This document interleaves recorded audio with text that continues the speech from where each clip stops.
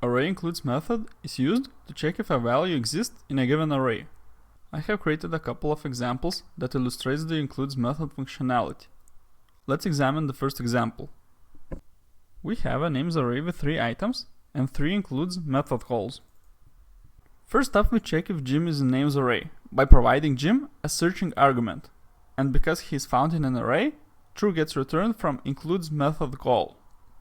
Same goes for Pam, because she is also in our names array. Finally, we try to search for Michael, but he is not in our names array, so includes method returns false. Let's go to our second example. Our second example looks a bit more complicated, and it is, but let's go through it step by step, and I will explain everything. First of all, we create an object with a name property. Then we create a new array and add Jim to it. Finally, we do 2 checks using includes method. The first check gives includes method an object that looks identical to the object that we are looking for, but the includes method cannot find this object.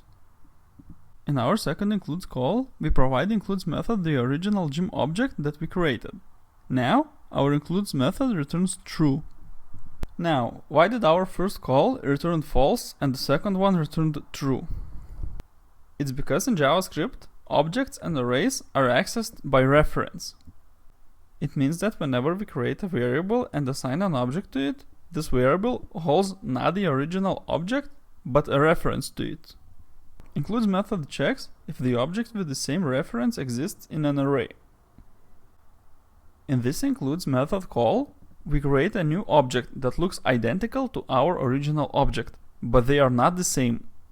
In second includes method call, we give the same reference that exists in people array.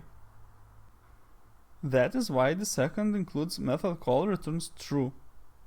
You should use includes method whenever you need to check if a certain value exists in an array.